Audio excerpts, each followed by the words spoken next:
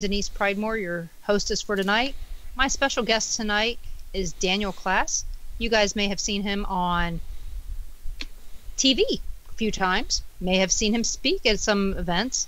I know that he's got some stuff coming up on Most Terrifying Places in America, and I know that, a lot of my friends have met him personally.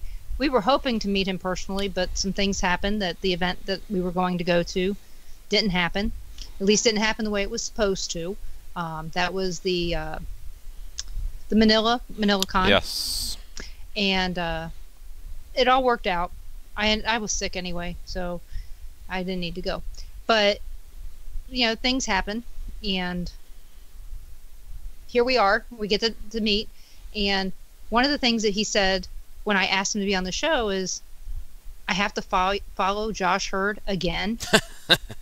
And I had no clue, because on my previous station, October 8th was a holiday. I didn't have shows on October 8th. So on this station I do. So I had to fill in. And so you were actually booked before Josh Hurd. Josh Hurd just got the open spot.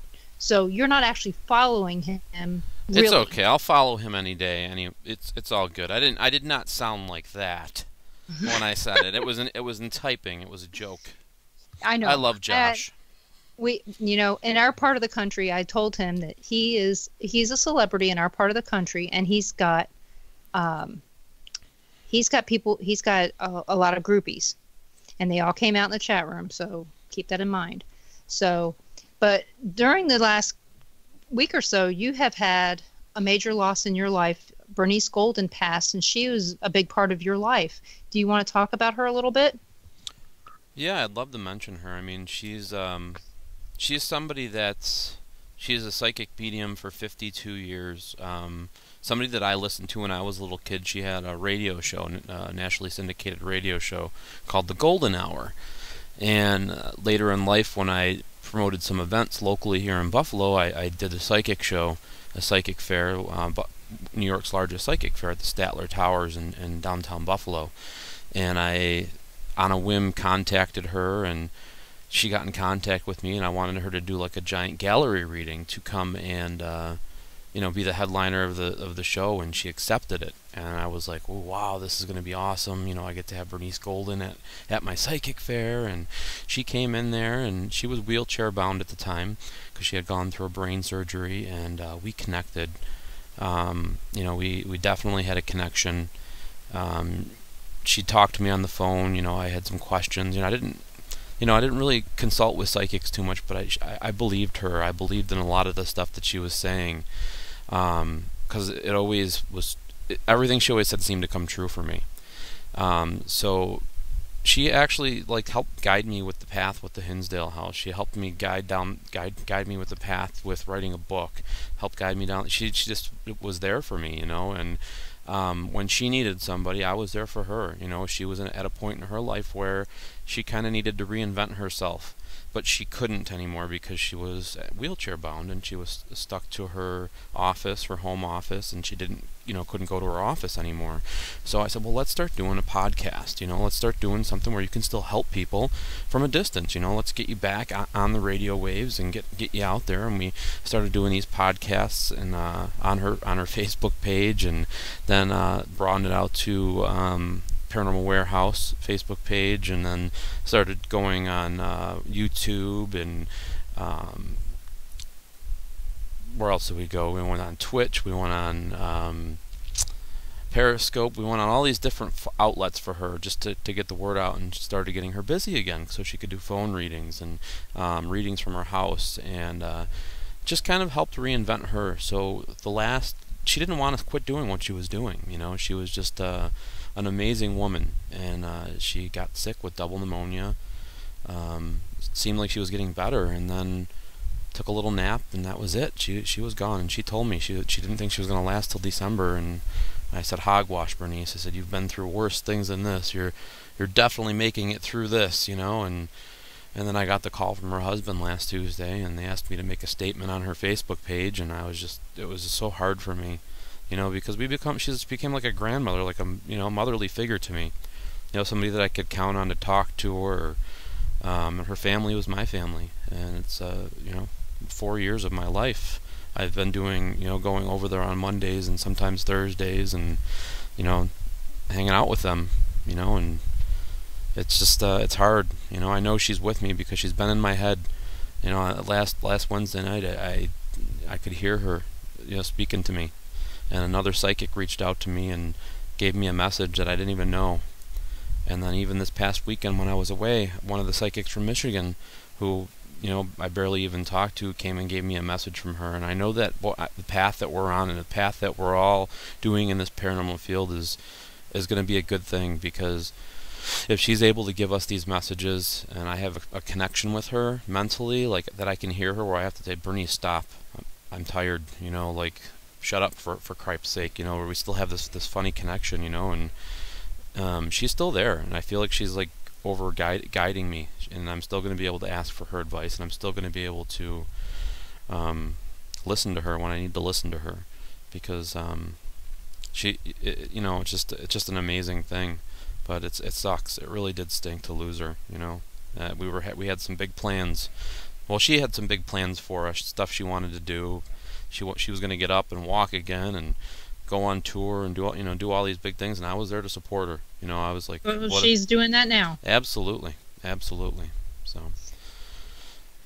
but yeah, it's amazing when someone passes. I lost my mom almost a year ago, and she still is right there.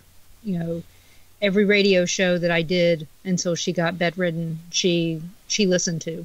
She would come and listen to Cat's show when we were on the same network, and it was great. And I heard Bernice on, when you guys had podcasts, I would listen in to archives and stuff, because during the day when I'm working, that's the best time to listen to archives. I don't have to pay attention to chat or anything like that, so it makes it easier just to listen. So I would listen, and she seemed like such a well-rounded individual. Right. So much knowledge on so many things that you felt like you knew her forever and ever. Exactly how it felt. So I am so sorry for your loss, and hopefully you stay close to the family so that you don't lose that too. Yeah, I will. I talked to her granddaughter today, even because I had a dream about her last night, and I know it was a message for her granddaughter. Like Denise, or not Denise, but Bernice, always told. She was teaching me about dream interpretations and things like that, and I know what the meaning was of that, and I had to let her know. I'm like, so I sent her a text message and told her that she had to continue with her gift, not to let up with it, because it had me and her sitting there doing a radio show in my dream right before I woke up this morning. I'm like, I gotta call Adia. I gotta get in contact with her and let her know that she's coming through in my dreams. It's weird. Well, wasn't she coming through on your dreams before she passed, though? Her granddaughter? No. Bernice. Oh, yeah, but this was her granddaughter. I was getting visions of her granddaughter, and I know Bernice was very big on her, pushing her because her granddaughter has a gift, but she's afraid to move forward with it, and I know that the message was stick on her, make her follow through with this, she needs to continue with it. Well, good luck with that, because some people are stubborn. Yeah. So, well, hopefully the message comes from a couple other places to help her understand that that's her path. Right. Well, and I told her, I said, if it's your path and you feel comfortable with it, then you do it. Yep. Make sure that you're comfortable with it. So, well, thank you so much for telling everybody a little bit about Bernice and your connection to her. I know, like I said, I know that the loss is hard, and it's hard for all the people in the paranormal community as well as the psychic medium community, because I know a lot of people have looked up to her for years and years. So I know that that's going to be difficult for a lot of people to get past, because I remember seeing all the posts come through about her passing. I was still bedridden at the time, so I wasn't posting a whole lot myself. So but I understand Yeah. about all of that. So, so what? There are so many questions that are going through my head with you, and we have a break at 20 past the hour, so I don't want to get into something really long and drawn out. But what possessed you? There you go. Possessed you to buy the Hinsdale house? It was kind of a, honestly, it was kind of a personal connection that I had with the building, and the spirits that were in the building. As a paranormal investigator, when I would go on investigations, there would be times when you'd sit at a place for, the allotted time that you had, 8 hours or 6 hours or 10 hours or whatever you had. And, you'd be lucky if you got an EVP when you were reviewing evidence. But when I went to the Hinsdale house, it was a situation where the the tools that I had and the equipment that I brought with me was manipulated without me having to explain how to use it. I was getting EVPs, we were getting K2 hits, and I felt like the little bit of research that I did do, I felt like I was connecting with another family that lived there. Because all I had known up to that point was about this exorcism that happened in there at the house, failed exorcism there in the 1970s, and I remember kind of becoming infatuated with it, saying, if this happened to this family in 1974, between 1970 and 74, I go, there's got to be other families that tried living here. Where are they? How come they're not speaking? And I started trying to do some research, and I found out about this family called the Misnick family that lived there in the 1980s, and I was there. We were basically saying goodbye to the house because they were about to tear it down. They were in a situation where they had ripped all the electrical out, all the ductwork out of the house. It was just a shell. It wasn't anything that was really sustainable or livable or any place that I should even be in because of all the black mold. And I remember asking for Flo Misnick, who was the last inhabitant of the house, and I had a jolt up my arm. The K2 meter I had in my arm went up all the way to red, all the way up to 20 milligauss, and it was just like a unbelievable sensation up my arm. And I continued to have what I felt was a conversation with a previous resident of the house that actually lived there, to the point where I asked her to hold my hand as we went up the stairs. The thing stayed lit and red all the way up the stairs until we got to the master bedroom. And then if anybody's seen Paranormal Lockdown, the room that had all the flies in it, when I crossed over into the threshold of that room is when I lost that entity that was holding on to that K2 meter in my hand.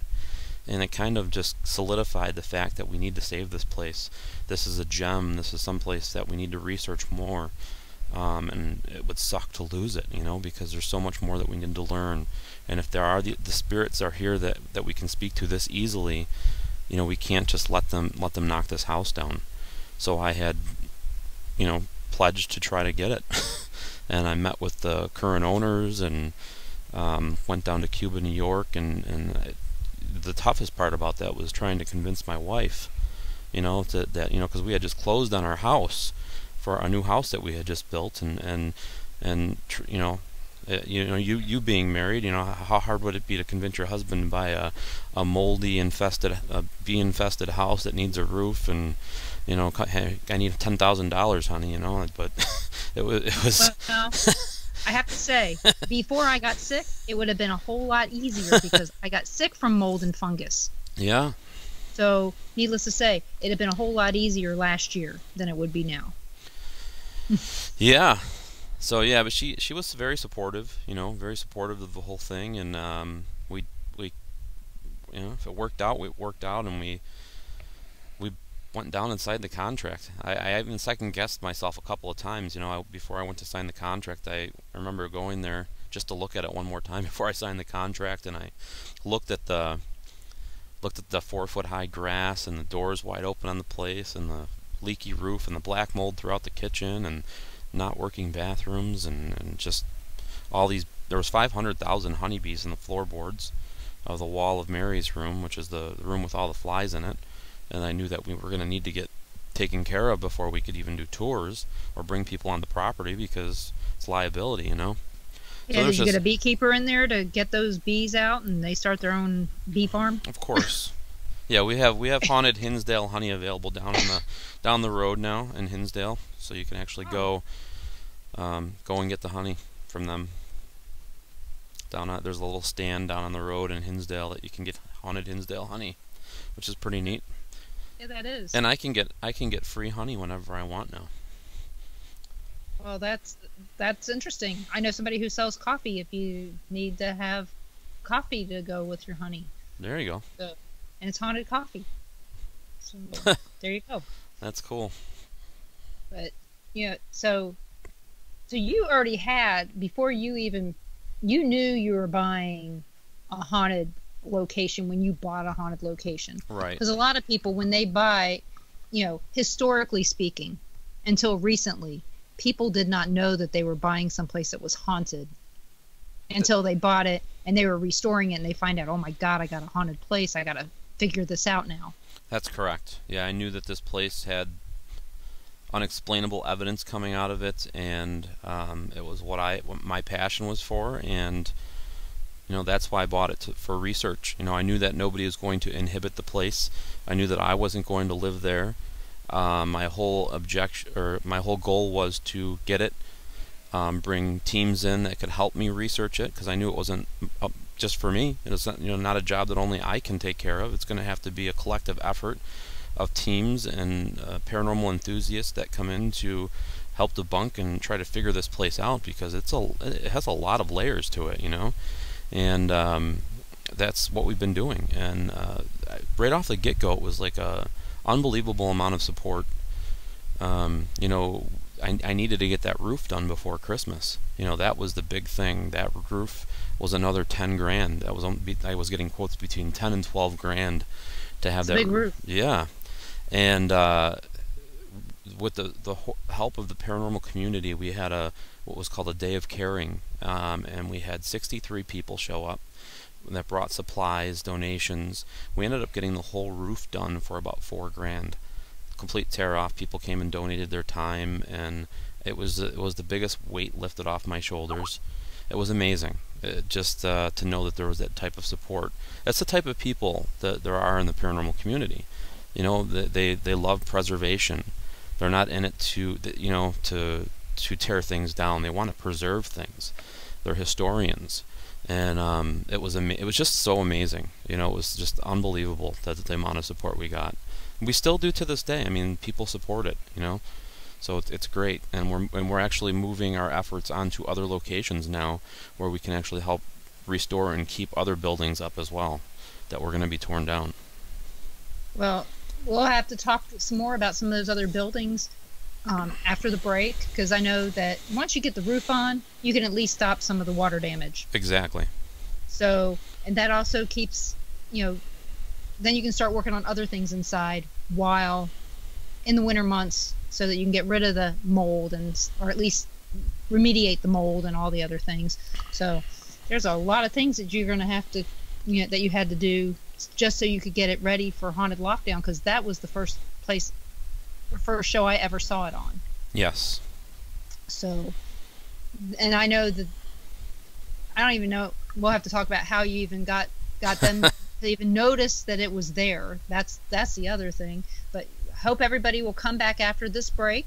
They'll get a drink, come back and join us here on WBHM Digital Broadcasting out of Birmingham, Alabama.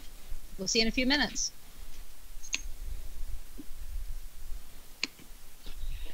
This is fascinating.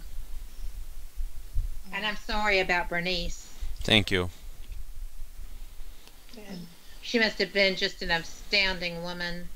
She was amazing. Yeah, Bernice was just an amazing gal. They called her they called her Granny, but she never wanted to be called Granny on air. And I sometimes got them to call her that. The other thing she hated too, we sometimes got her because she disliked guessing the people that were pregnant and having babies. She disliked having to guess boy or girl. I go, man, you're a psychic. I go, that you have a better chance of guessing that than the lotto numbers. I go, that's something that I'd probably have, I'll answer those questions. And so we would always find clever ways to ask her those questions online, and she'd always look at us, call me a turkey, and tell me that she's going to get me, and then I got Adia, her granddaughter, who would sometimes help out with the show, to get, to ask the question, and then I'd look all innocent, and she'd look at me like I'm, causing trouble, and it was just like it was fun. It was fun. I had a lot of fun with her. Because she knew you were causing trouble. Oh yeah, she knew. She knew what we were up to, but it also added to the fun of the show, Well, sure. Absolutely. I wish I'd known her. Yeah, I'm a shit disturber in a lot of ways, but I'm in such a way that people have no clue that it was me. So it works out really good. True. So nobody ever suspects me. Yeah. Now they will. Because you're just so nice, right? Oh yeah. So they think. Yeah. So they think. Just piss me off, and you'll find out. Right. I'm like that. I'm the nicest person until somebody does something that's lacking character or morals and affects my world, and then I get bent a little bit. Yeah, if it doesn't affect my daily stuff, I don't give a crap. Say hi, Shaylee. Hi. That's my daughter. Hi, Shaylee. They said hi. I can hear it. They're from How old is she? They're from Alabama. She's 7. Oh. Well, that's a good age. Yeah. Well, Cat's from Alabama. Cat's I'm actually in Kansas. Kansas and Alabama. What a combination. You like? Y'all are 20 seconds out. I will let you know when. Yeah, one Cat's from Alabama, and Denise is from Kansas, and then I'm from Buffalo. Well, North Tonawanda. Pretty cool, huh? And we're all talking right now. All together. Mm-hmm. And you are at 3 seconds. 5. Welcome back to the Paranormal Pride. I hope everybody had a good little break. We are here on WBHM Digital Broadcasting out of Birmingham, Alabama, and I'm talking to Daniel Klaes, the owner of the lovely Hinsdale House in, what is it, over by Niagara Falls, isn't it?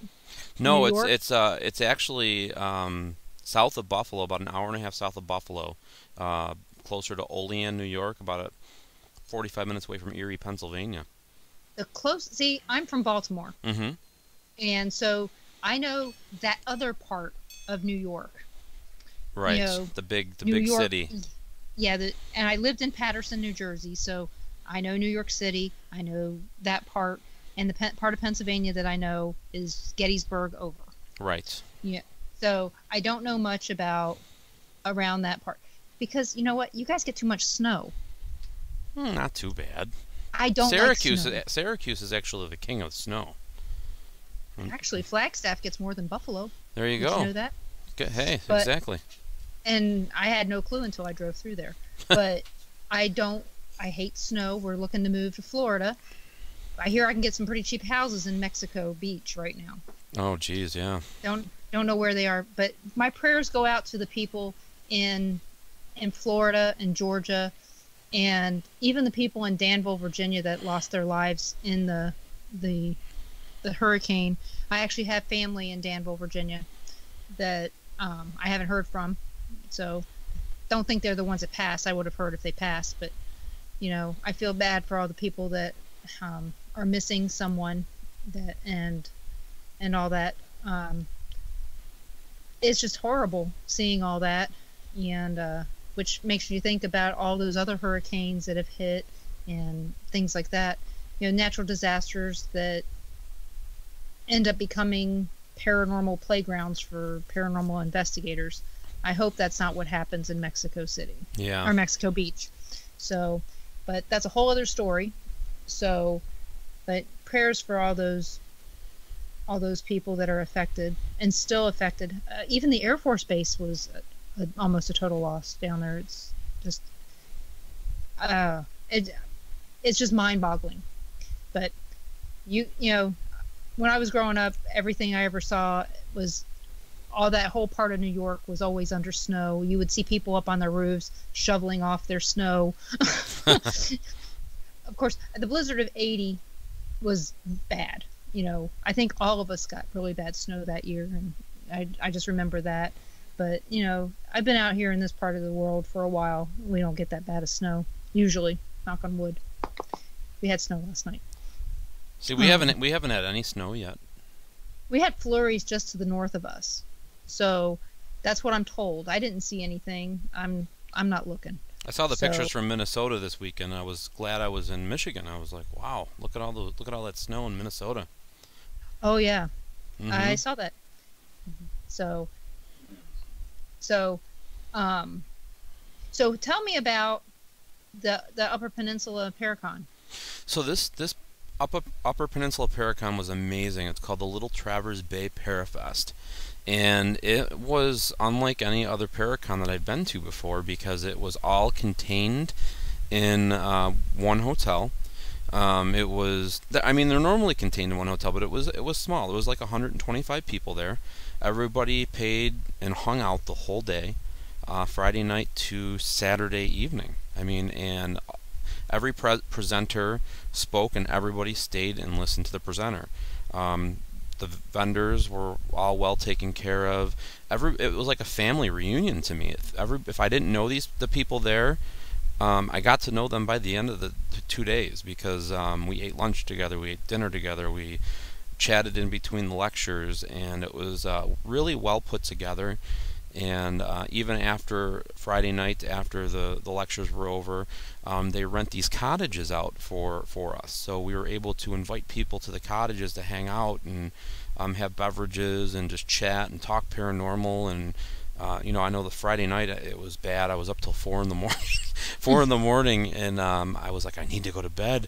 We have to be up by 9 in the morning. I was glad I presented the first day because I'm like, man, I'd hate to have that 9:30 slot on Saturday morning.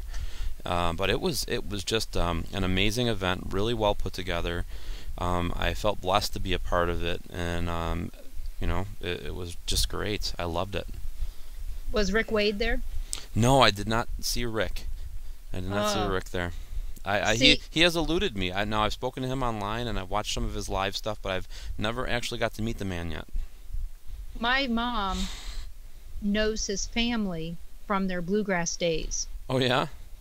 And so when I talked to him and my mom and him got to talking and they realized that they knew each other.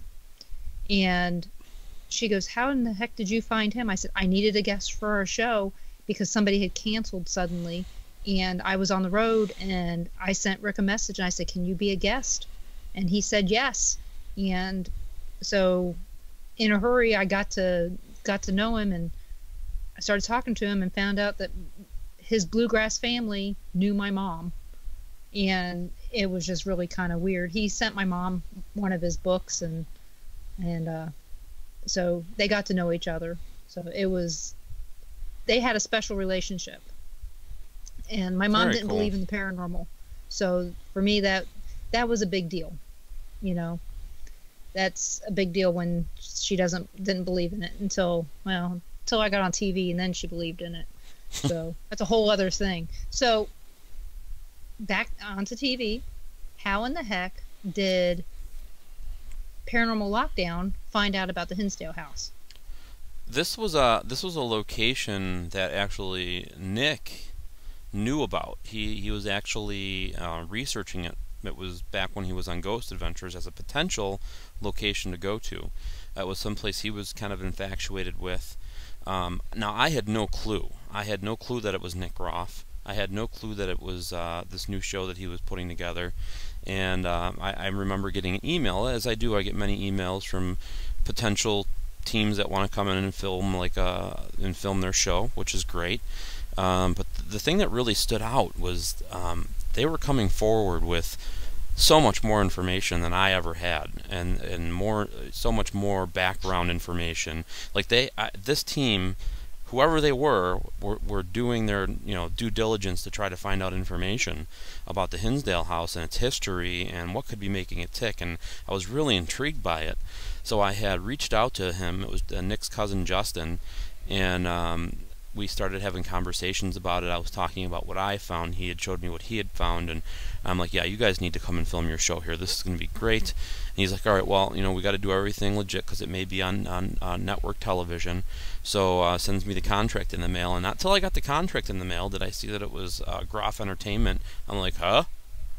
I was like, okay, this is one of the big guys, like Nick Groff. This is crazy, and just to watch the whole process was amazing. Just to be there and get interviewed and meet him and see his passion for the paranormal and Katrina as well.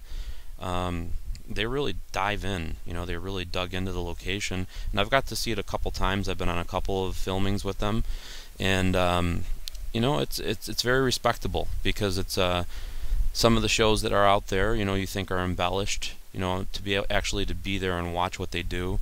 I know firsthand that this one's not. This one, it's a TV show, but it's more or less what a paranormal investigator goes through when they're at a location, and it's cut.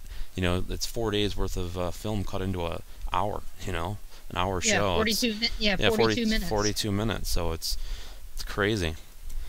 Yeah, I know that that they had done Malvern Manor, and I remember when Josh could finally tell people that they had done Malvern Manor.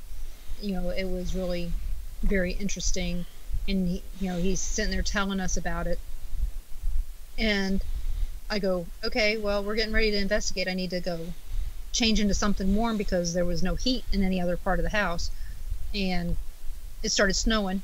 Every time we go up there, it snows, and so as I'm changing, I get attacked by a spirit. We hadn't even been in the house 5 minutes. And he goes, well, that's been happening a lot since they came. I was like, great. You could have at least told me that there might be a chance that I was going to get scratched and have a big fat drill bit thrown across the room at me. So that might have been nice. And then this was in the office where they thought they were safe. Wow.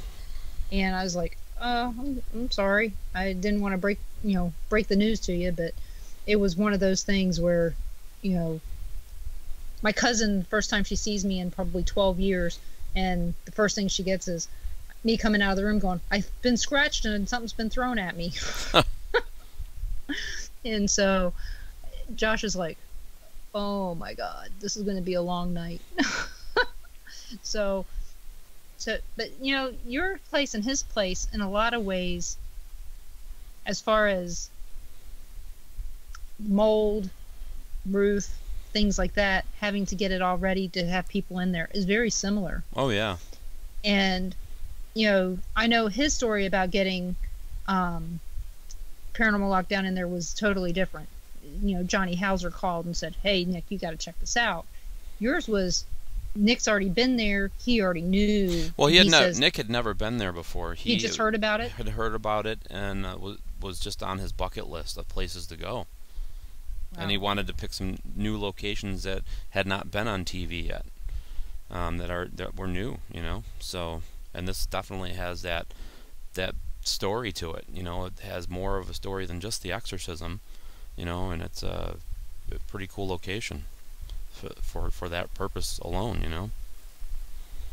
I've read part of your book. I haven't read all of it yet because books are sent to me all the time. I can't read them all. And your book is very, very interesting on the different things that's in there. If you had to pick one excerpt out of the book to get people to buy it, what would it be? Probably the catch right at the beginning, where I tell about the exorcism, what happened to the family in the 1970s, and then where I say that, and I own this house now. This is my story, and you read forward, because I think it kind of just you tell a little bit of story about what this family goes through back in the 1970s, and then you're saying, okay, I own this place. There's a lot more that's got to be said about that, and there really is, because in researching it, there's got to be some place something that's making this place tick, because there's failed exorcism there, and yeah. here it stands today.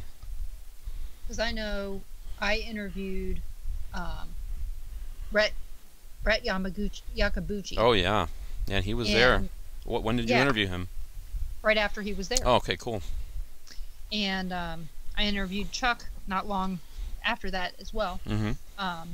And Brett's story of about in the woods is amazing. About the gnomes. Right. Far-fetched, for people who don't believe. I mean, I can believe in ghosts. I have trouble with gnomes and fairies. I'm sorry. That's okay. I just do. But the way that he spoke about it, it was very, very believable. And so, like I said, I can't discount it because I wasn't there. Yeah, I mean, and that's what he believes. I don't know. I don't know what these things are that we're getting pictures of. Chuck was there. Chuck Banks. Chris Sutton. These pictures of these creatures that we're getting out in the forest are unexplainable. And Chris Sutton is saying it's a pukwudgie. These ancient Indian cryptids that are indicative to the Northeast. And he came out with Chuck, and at the same time that Brett was there as well. And I kind of had a plethora of light workers there, just to kind of lighten up the property. Just try to do what you do, and try to lighten this place up, because it was heavy. It was feeling heavy. Like there's a lot going on with this land. There's a lot, So, and it felt like there was kind of like a. After they left, it kind of felt like there was a blanket lifted off the back a little bit, off of our backs out there. I will say, I've known Coyote Chris. The anniversary is coming up this weekend that we've known him 9 years. Wow. So, because this weekend coming up is the McPike Mansion campout. So that's where we met him, and that's where we'll see him this weekend. And so everybody out there, if you're looking for something to do this weekend and you happen to be in the Missouri, Illinois area, we're coming from Kansas, so keep that in mind. McPikeMansion.com, $35 a head. You can sleep on the property. Oh, that's camping cheap. Out. Yes, and the weather's supposed to be good. Ground should be nice and soft because it's going to rain on Friday. But Saturday. So bring an air mattress. It's going to be really nice on Saturday, and it's gonna be good. We will be saying some prayers for Jerome Minks, who passed while I was in the hospital while I was sick. So you guys need to, if you want to come out, come on out. We take the first 70 some odd people that want to come out, and you get basement time, and you help to rebuild McPike Mansion. The first thing they did was their roof, some had to do some stuff with the bricks and all that, and windows. So it's another place that's just like yours that had to have a lot of work done before they could even let people in. In fact, the only place they can let people in right now is the basement. You cannot let anybody in the upper floors of that place. I don't know if Chris told you about any of it. No. But yeah, it's actually condemned on the inside. Oh boy. And so until the mayor takes it off the condemned list, you can't go in it except in the basement. So anybody who comes out there, you're helping rebuild McPike Mansion, and that's a big deal. It's a worthwhile cause for sure. So hopefully it's sold out. Usually it is. We usually have a lot of people. Ron and I have been volunteering there since 2010. So we went the first year and said we got to do this every year, and we've been going every year, and been volunteering ever since. And it's one of those places that your heart goes into it. So, but it's like I said, Coyote Chris, excellent man. Like I said, all three of the people that we've just mentioned, yeah, Brett Yakabuchi, Chuck Banks, Coyote Chris, all very good people with all different things that they had to say about the area, and none of them contradict each other. No, they don't. So, everybody has their own experience. Everybody has their own, it's different. I have a book that I keep since I've owned the place. We have a journal that we've been keeping, and I employ teams or people that come in there to write in the book when something happens. And it's amazing when you read through the book what different things people experience. maybe something didn't happen in the house. Maybe it happened on the outside of the house. Maybe it happened out by the pond. Maybe it happened up in the forest.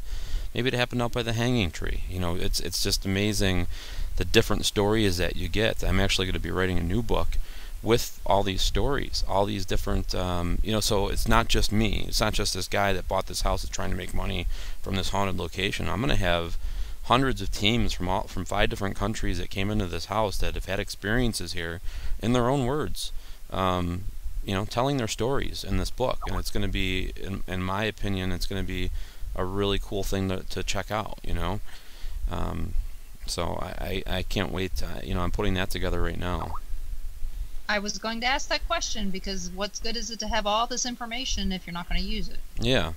Well, and I also want to I also want to have this information available to the teams that come in. So that's the other thing that I'm working on. I'm working on building a museum and a base camp, a new build on the property. Unlike it's just something different. Like I'm a paranormal investigator, so you always want to set up a base camp, but because the Hinsdale house is 1,100 square foot, you have that, if you're setting up a base camp, you have that contamination factor. If you're setting it up on the outside of the house, or you're setting it up maybe in the living room, or your team members are there. So if I can have a standalone structure that it's wired, that a team can actually go into and sleep in and hang out in, that they can use as opposed to actually being in the house, I want to build that and then have all this information that I've acquired since I've owned the house. The letters written back and forth to the priest from the 1970s, the exorcism kit, haunted objects that I've reacquired that were lost, that she writes about and that Clara writes about in her book Echoes of a Haunting. I have some of these items back at the house, just original items to the families that live there, and a lot of written documentation from the teams that have come in and investigated there from 4 years, and then actually I have documentation from teams that were there prior to the 4 years, because I knew the team that actually was working there prior to me owning it too. So we have a lot of information, which would be awesome for any team to have coming in there, going into an investigation. Well, we have to stop for a break. Okay. So everybody, go get yourself a snack or whatever, and come back. WBHM Digital Broadcasting out of Birmingham, Alabama, and Daniel Klaes will be back in just a few minutes. So enjoy your break.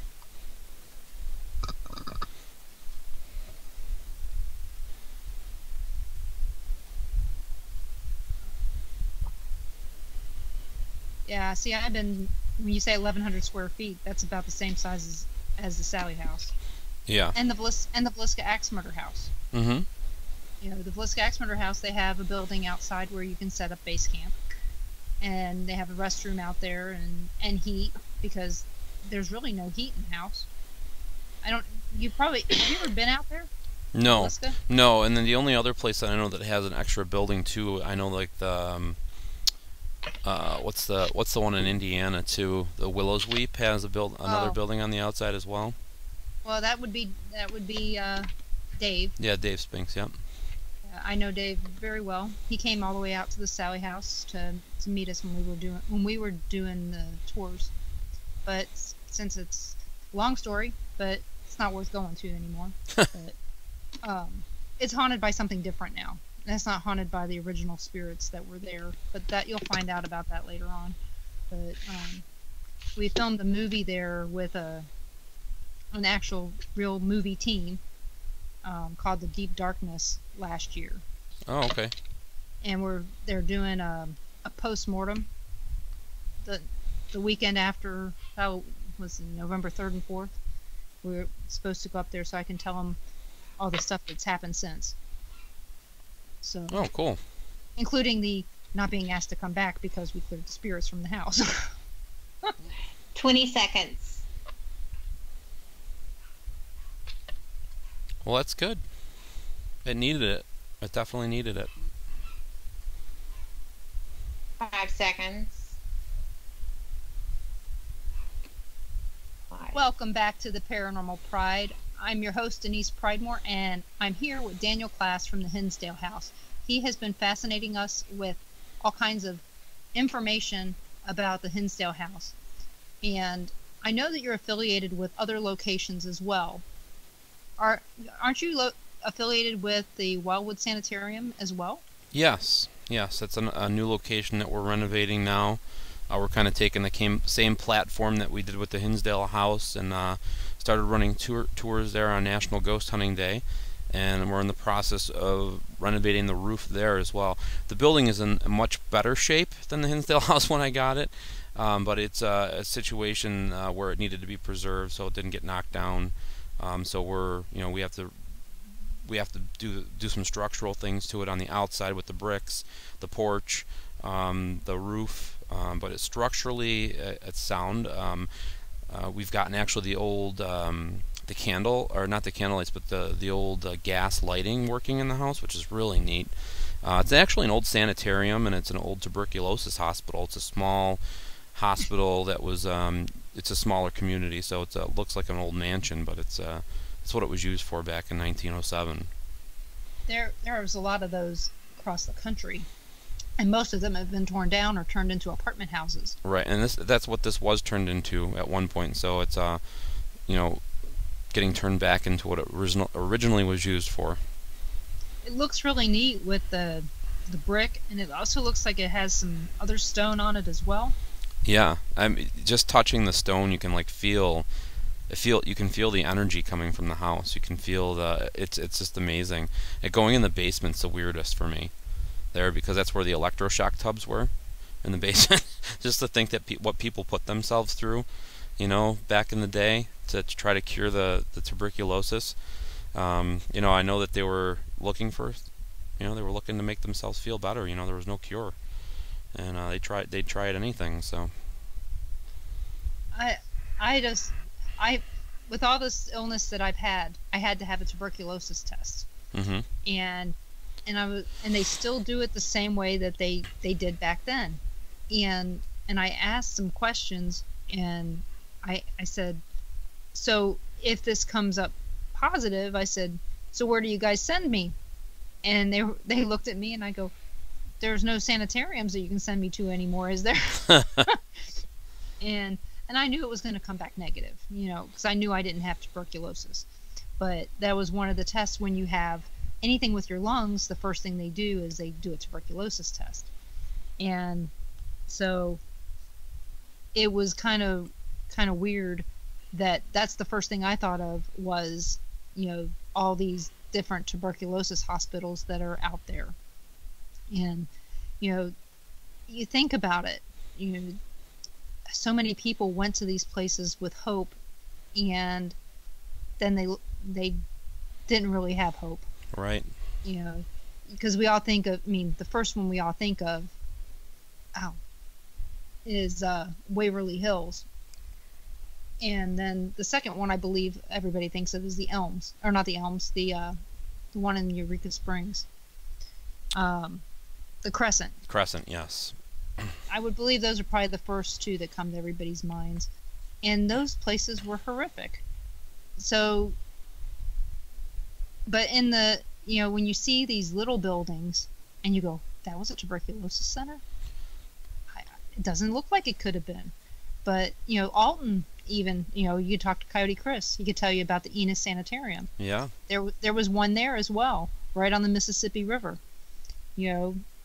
It's amazing how many of these little buildings were used as hospitals for tuberculosis, and have histories that a lot of it we can't verify the deaths.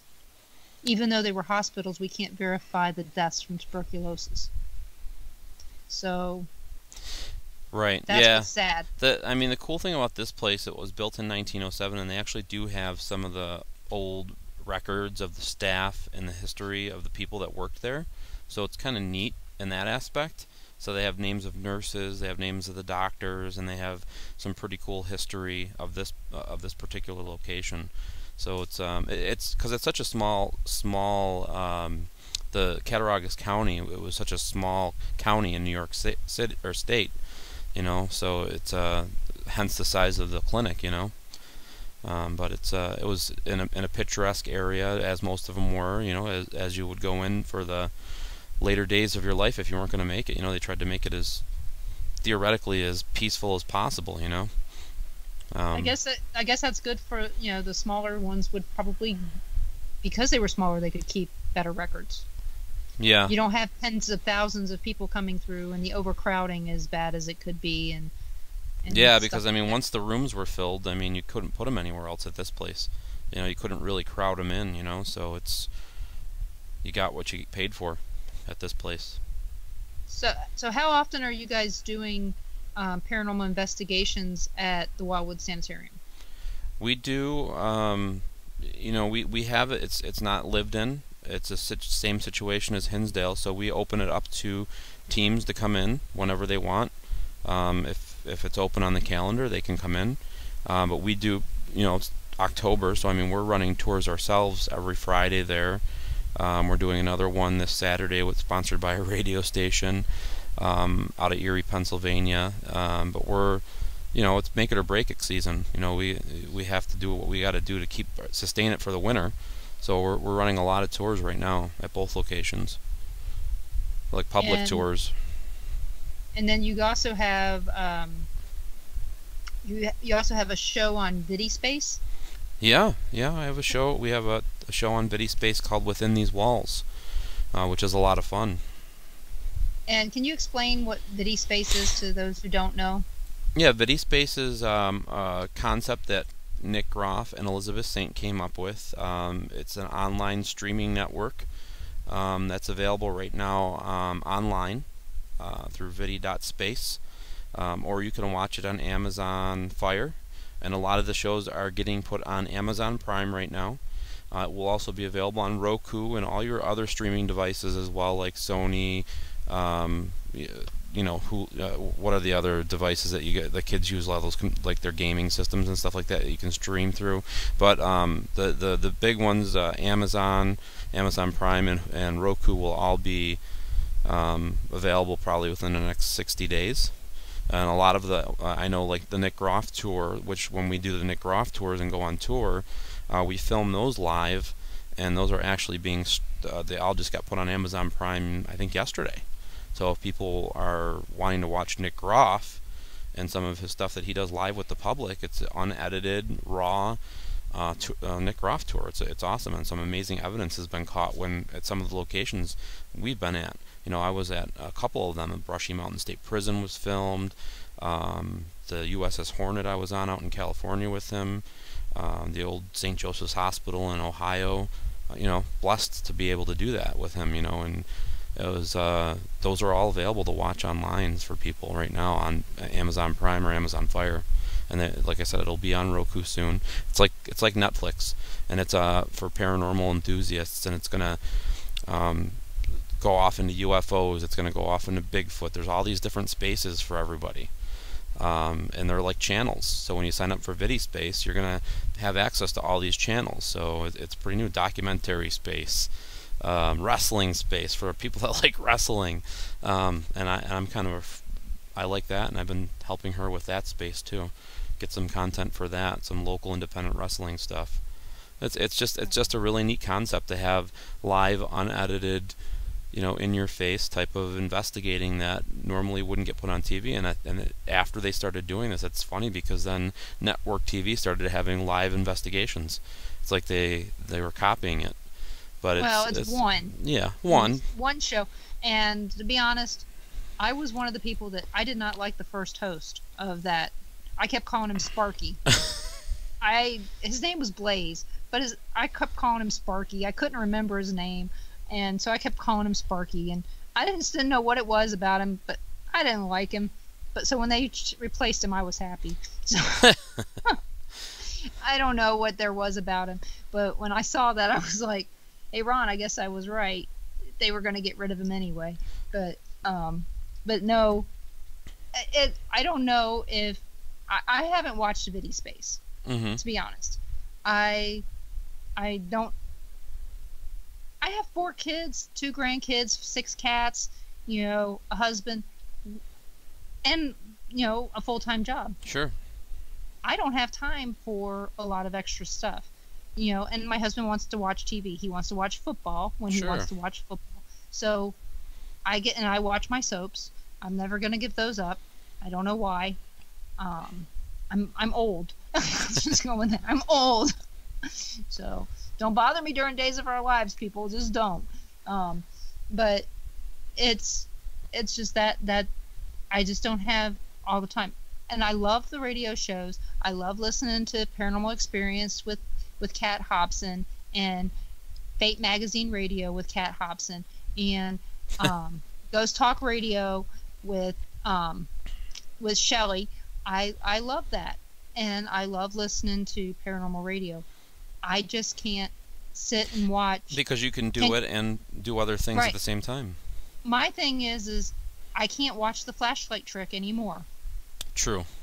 I'm sorry, I cannot watch the flashlight trick anymore. Do not tell me that is a ghost turning that thing, because it's not. It's never going to get me.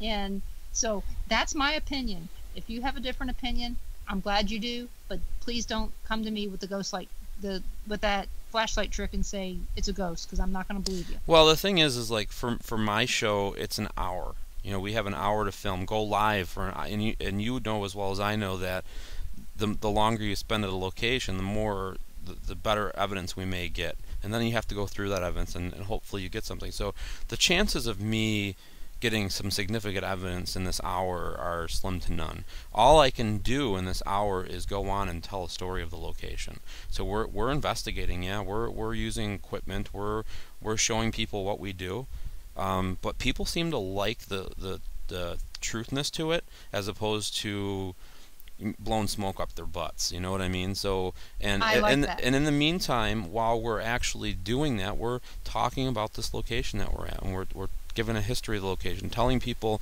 come out to this location, investigate this location, help support this location, and that's what is obviously, you know, that's my passion. So that's why I like doing the show, because I can go out to locations that need help and support them and promote them to people that may not have known about them, and put a good word out for them, and hopefully get other people to visit there that may not have heard about them to visit. So that's the whole presence or the whole basis of my show. So, you know, have we gotten an EVP here and there? Yes. Have we gotten some cool stuff in that hour? Sure.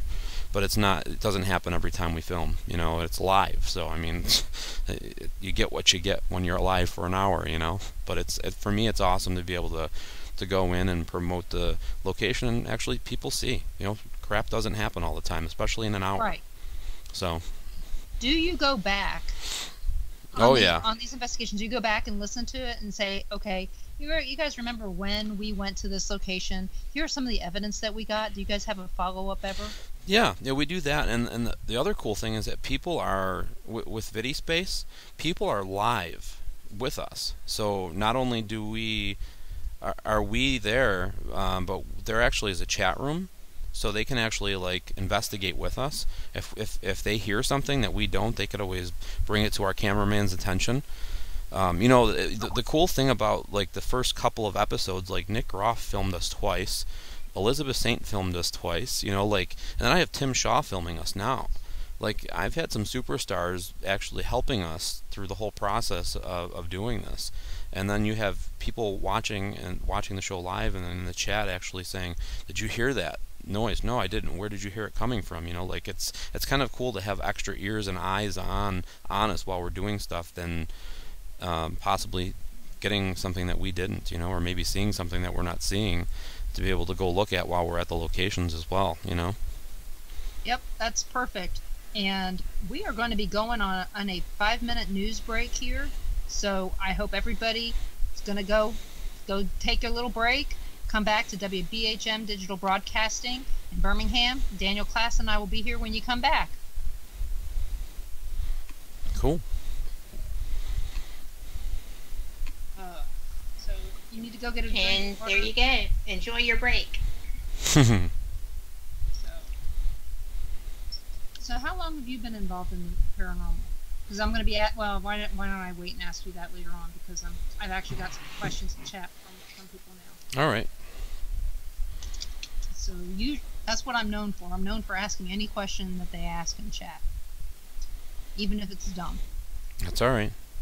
So luckily No, we don't have any dumb ones. no questions are dumb questions. Nope. No questions are dumb questions. Just dumb people with questions. No. No. Actually, on ESPN, back in the day, they had this guy. It was Chris Berman. He stood up there at the podium and he goes, "There are no stupid questions, only stupid people with questions." Chris Berman And is great. so that was one of my sayings that I had on my Facebook for a while, and then the other one is the Navy guy he's on Fox News, or he was on Fox News during the Thai kids that were in the cave, and it says there's two ways to do things, right and again. So that's what it says at the bottom of my work email. There's two ways to do it, right and again. So if I have to do it again, that means that I screwed up. So, but it makes an impact when people see that I'm paying attention to the fact that I screwed up and I'm doing it again. But I don't know. Do you have a day job? Yeah, I do a part-time job during the day. Okay. What do you do? I do kind of like skip tracing work Okay. for banks and stuff like that. That's interesting. So you do a lot of data stuff. Yeah. It's kind of It's really good because it's flexible with my schedule, with what I need to do, and they're very supportive of what I do, as far as like in the paranormal community. And they actually, like on Thursday before I was leaving, they patted me on the back and told me what a good job I did, and told me to keep following my dreams, and they don't ever want to see me leave. And it's just great to have a place like that to support you, you know. Yeah, my boss has been really good about all this stuff that's been happening with me lately. But all this happened. I'll tell you, all the stuff that happened to me, I guarantee it happened because of mold at the Sally house. Oh, but boy. Well, Thank God you made it through, you know. Well, thank God I don't have to go back there anymore. But they were trying to sell that place for $1 million a couple years ago, and under the guise of, hey, that's what the Villisca Axe murder house is worth. And it's like, no, it's not.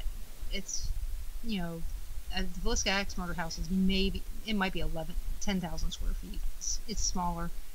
And they were using the business model that Martha uses, open every day, but 6 days a year, and charging, $72 a person to investigate up to six people, and saying, okay, you can make your money back this way. And it's like, no, you can't. Nobody's going to drive to a city where there's nothing. And they wouldn't listen to me, and they eventually dropped it down to $499,000. I said, still not going to sell it, and nobody wants a house that's full of mold. That's tough. It's a tough sell.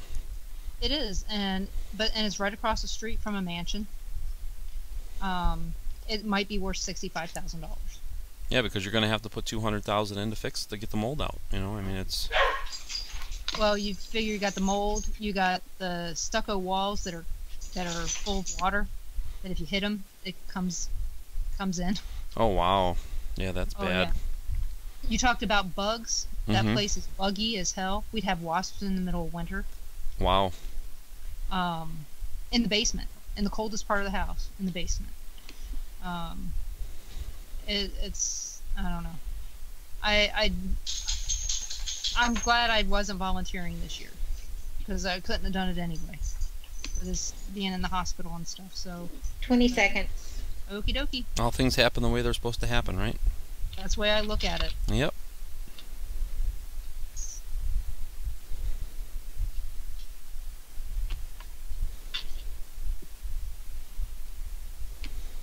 Live. Welcome back to the Paranormal Pride. I hope everybody had a good break. We've got some questions in the chat room that we're going to get to. The first one is from David Harding. He asks, how many days was the event in Michigan? That was a 2-day event. That was a Friday and Saturday, October 12th and 13th, I believe. Yeah. Okay. And then Brenda asks, How did Daniel get into the paranormal field? Was it a personal experience? It was kind of for me. It started off when I was young. I grew up in a haunted house. Not really like negative haunting. It was just a situation where there was a couple of kids that actually were in the house that had passed away. My parents always sloughed it off as people pulling pranks on us, but I knew that there was something. There had to be something there more than meets the eye because, there would be like crayon drawings on our ceiling, 10-foot vault ceilings, and then there'd be like my sister's stuffed animals would be moved around. She was like a neat freak, where she'd always have to wake up and put her stuffed animals on her bed, and then be sitting in the middle of the floor. I'd hear singing when I walked in the house. You'd hear creak, which I guess you could chalk up to the house settling or whatnot, but you always had that creep factor that somebody or something was watching you, and it was, not till I turned 18 that I went to Lilydale Assembly, which is a psychic community. My friend talked me into going there. I didn't really believe in psychics at the time, but I said, if I'm going to do this, hook me up with a good one, Hook me up with so she actually set me up with the president of the Lilydale Assembly, which her name was Ellen Bourne, and before I even sat down or even paid her, she said, you have 2 child spirits living in your house, and they're attached to something in the house. And I said, wow, you just kind of gave me everything I wanted to know. Thank you so much, and I'm out of here. But she continued to kind of tell me things, and kind of made me understand a little bit more about the paranormal, and I ended up going back, and that was kind of like, I guess, my first haunted house purchase, because I ended up buying that house back from them when they were going to move my family in there. And my kids ended up having some of the same things happen to them that were happening to me when I was little. And I ended up researching the house after I got the deed, finding that there were 2 kids that died of cystic fibrosis, and eventually found out that they were attached to a painting that I had found up in the attic that was, someplace I had never been in the house. One of those little attics with a hole in the ceiling, and I had to get a ladder and go in there, and it was like opening a tennis can, like whoosh, when I finally popped that sucker, because nobody had ever gone up there, and then I tiptoed over when I saw these boards in the corner, and there were paintings of a little boy and a little girl. So it was like my first Scooby-Doo episode when I was at a young age, and I just instantly became interested in learning more about the paranormal. I started going to Gettysburg and going to different paranormal events, and just started soaking it in to where I am today. Just learning from people and learning as much as I can. Still do. This Lilydale, isn't it in New York? Yeah, it's actually about an hour outside of about 45 minutes outside of Hinsdale. It's a beautiful community. A lot of psychics go there, live there. Just a really relaxing, picturesque location. Didn't they do a supernatural episode on Lilydale? They did. Okay, because I was like, this sounds very familiar to me, and because it was the one with the fairies. Yes. But it really wasn't. Right. Exactly. But yeah, it was funny. So okay, because I'm going, this sounds familiar. Why does it sound familiar? So that is interesting that they should should come to you and just say, yep, you got 2 spirits attached to your house. And then the painting was of a little boy and a little girl playing with a dog, which, and then the death notice that I found in the paper was of the little boy and the little girl that died of cystic fibrosis. So I was like, boom, boom, boom. There you go. Figured it out. That's strange that they both died of the same thing. It happened quite often because there was, back then, when one of the parents was a carrier, most of the children they had that. They didn't have a cure for it back then. So it was hard to, that happened. There was another family in North Tonawanda where I live that had there was another 2 children that had died as well, the same thing, cystic fibrosis. So it's just, if there's 2 positive carriers, the kids are going to have it, and there was no way to cure it back then. Well, there is today, but not back then. Yeah, and it's still hard to cure. It is, yeah. So. But your chances are a lot better now than it was back in the 1930s and 40s. Oh, yeah. Carl from Caldwell County Paranormal in Missouri, He asks, what equipment do you like to use? Well, I said I didn't like psychics at first, but now I always try. I have a couple that I like to bring with me, just to kind of get like what their thoughts are on the building and the location that we're in. But I like to use just a basic recorder and a K2 meter, just basic stuff. My ears, my eyes, and basic tools are my favorite to use when I go into a location. I definitely like to use my ears, listen, ask questions and listen the most. But if I can get an EVP, it's awesome for me. How often do you get EVPs? It's hard to say. Like I've been doing a lot of experimenting with collective consciousness too. I did a group session at the Hinsdale House. It was like 2 weeks ago, and we all determined a word on the outside of the house, and there was 12 of us. And then we went into the house, sat in the living room, and for 2 minutes I just played the recorder with silence. And then on the recorder, when I played it back, the word pickle was on there. And I was like, this is really weird. It makes you think, like, can EVPs be placed on a recorder by your mind, just by the thoughts of what you want to hear. But I say, I'm not going to say that I get one every time I go to a location, a Class A EVP, probably like 7 or 8 a year maybe. I do a lot of investigating, a really good EVP. But, it all depends on how much you do it, Didn't we see you on another episode of Paranormal Lockdown, like in Buffalo? Yeah. So when they started filming season 2, I obviously started a friendship with Nick and Katrina and Justin, and they were looking for locations. And one of the locations that my team helped out with a lot was the Statler Hotel. The old Statler Hotel in Buffalo. It's 950,000 square foot of old hotel and subfloors and basements and Turkish baths, and it's got quite the story to it as well. And I told them that they could come there and film there, talk to the owner, and they took me up on it and interviewed me for the location, and we played some of the EVPs that we had caught in there throughout the years as well, and just kind of gave them a little bit of a tour of the location, and then they did their thing at that location as well. It's an amazing building. Actually, my team's there right now doing a tour until 10 o'clock with a sold-out group. Pretty cool. Well, I remember seeing that location and going, damn, that's huge. Yeah, it is. It's like, and is every floor open when you do an investigation, or just certain floors? No, every floor right now is open.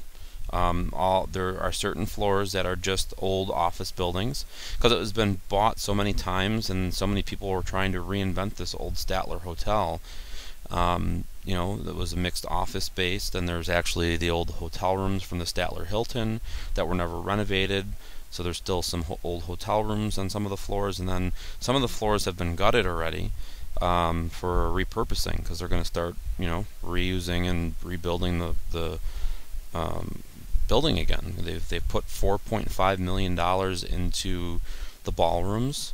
So they actually have the old Statler Ballroom, which is an amazing ballroom. Frank Sinatra played there.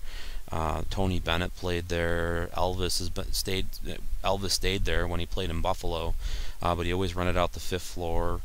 And there's pictures of him in the building. John F. Kennedy stayed. And there's so many famous people that actually stayed in the building. And the funny thing is, 2 of the general managers actually died. They actually slept in. They had their own hotel room. Actually died in their hotel suite while they were sleeping. One of the maids got caught in the elevator shaft and died. Many came there, and jumped out of windows. And it's funny because when we researched the building, you don't find the articles in the Buffalo News. You find them like in San Francisco News, or the Associated Press always picked up the death listings and printed them in other areas of the country, but not in the city of Buffalo. So it's taken some extensive research, but we've found a lot of deaths associated with the building, and obviously there was a definite mob culture as well.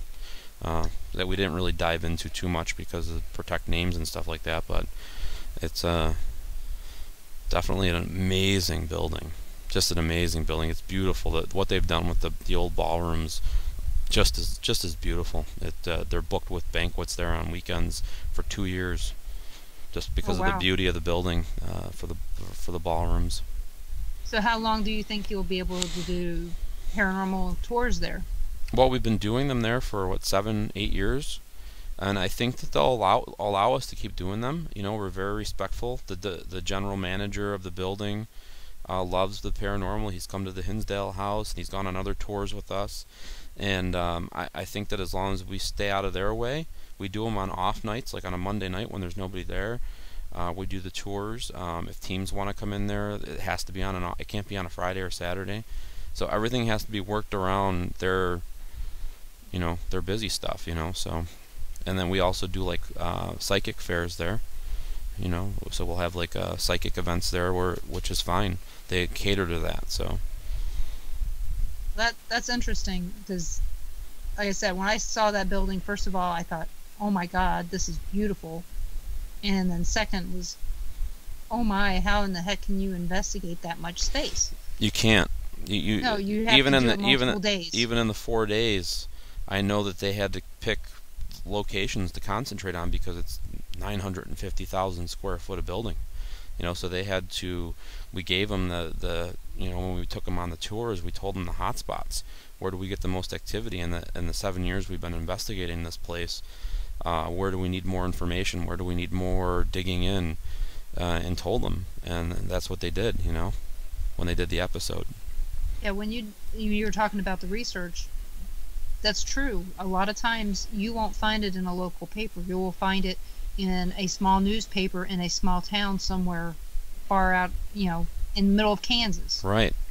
Where they're looking for something to fill up a space, and it just happens to be there. Because I know I found all kinds of stuff about Malvern in random newspapers in the middle of Kansas or the middle of Iowa, or hell, even in way over in Missouri. When I was looking up stuff for the Sally House, I was trying to put together records on the truth about the Sally House, about the family that originally built the house.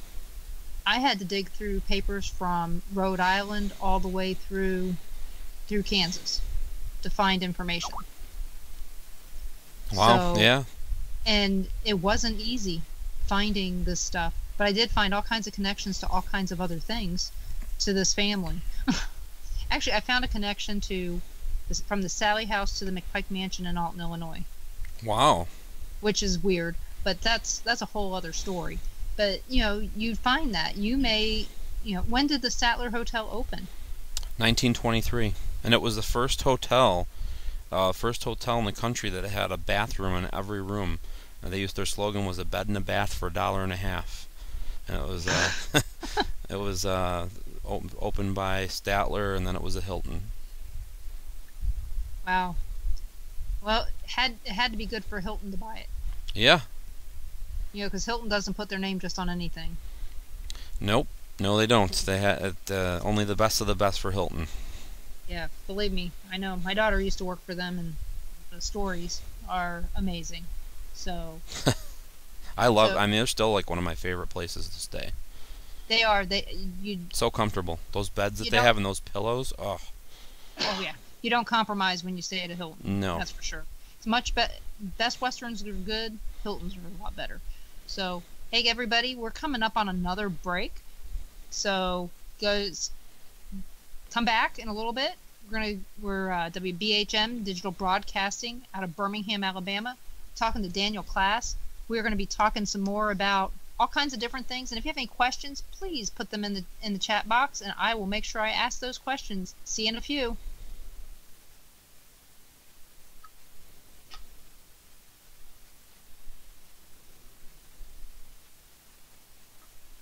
And you're clear. 3 minutes. Okay. This is a great interview. This is fun. Yeah, just think, this has only been my fourth show with getting the breaks down. You're doing fantastic.